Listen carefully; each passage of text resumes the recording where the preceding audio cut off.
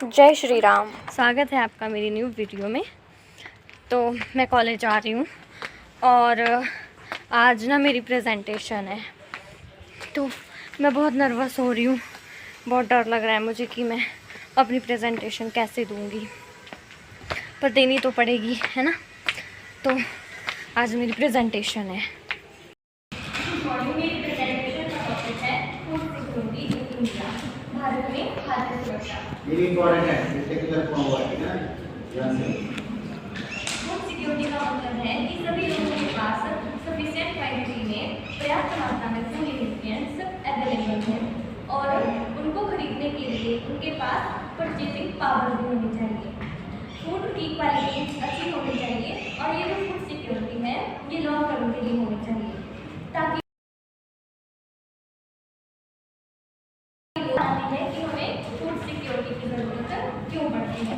सबसे पहले तो अवॉइड फूड इनसिक्योरिटी। हमें फूड को लेकर इनसिक्योर हम कब होते हैं, तब होते हैं जैसे जब बाढ़ आती है, सुनामी, भूकंप या कोई इंटरनेशनल वॉर की सिचुएशन बन जाती है। तो ये सभी जो समस्याएं हैं इनसे निपटने के लिए फूड स्टोर होते हैं और भंडार होते हैं, उन्हें प्रिजर्व रखा जाता है। तो इसके लिए भी हमें फूड सिक्योरिटी की ज़रूरत होती है। उसके बाद आता है न्यूट्रिशियस स्टैंडर्ड, इंग्रेडिएंट्स की मात्रा और उनकी गुणवत्ता, मतलब जो क्वांटिटी और जो क्वालिटी है उसका जो लेवल है उसको बनाए रखना भी ज़रूरी होता है।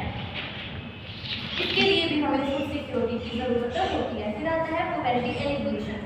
इसका मतलब है कि जो लाइन से नीचे हैं उनको कम कीमतों पर फूड प्रोवाइडर करवाए जाए। फिर आता है सोशल जस्टिस। जब तक फूड सिक्योरिटी नहीं होगी, सामाजिक न्याय संभव नहीं होगा। तो सोशल जस्टिस के लिए भी हमें फूड सिक्योरिटी की जरूरत होती है। फिर आता है कि इसके लिए क्या क्या कदम उठाए हैं। तो ये स्टेप सरकार ने स्वतंत्रता के बाद उठाए हैं।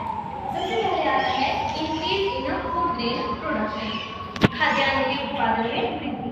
तो इसके लिए सरकार ने अधिक प्रोडक्शन वाले बीजों, रासायनिक खादों, पेस्टिसाइड्स, दवाइयों आदि को कम कीमतों पर उपलब्ध करवाया है। और जो सिंचाई की सुविधाएं हैं, इरिगेशन फैसिलिटीज हैं, उनको भी बहुत अच्छा बनाया है।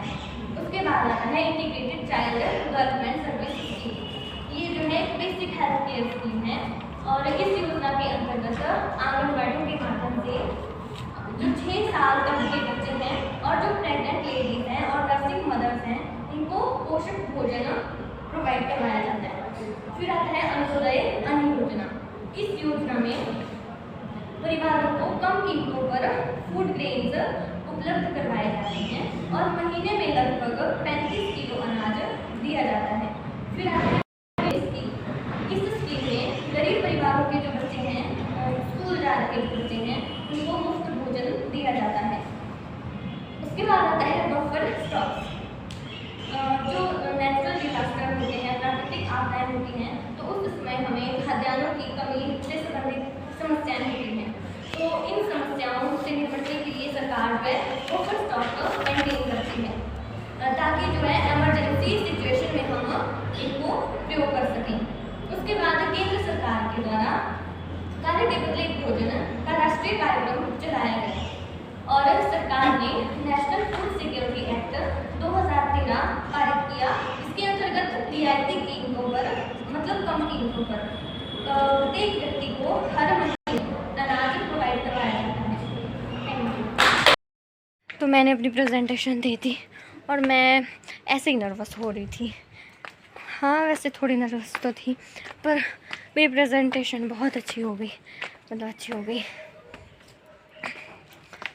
और अब पता क्या हुआ, सर ना 5 मिनट पहले ही आ गए। पता नहीं आज क्यों हुआ ऐसा, उसकी वजह से मैं क्लासरूम की वीडियो नहीं बना पाई। शायद आज मैंने प्रेजेंटेशन देनी थी इसलिए ऐसा हुआ, सर पहले ही आ गए। तो आपको मेरी प्रेजेंटेशन कैसी लगी कमेंट करके ज़रूर बताना।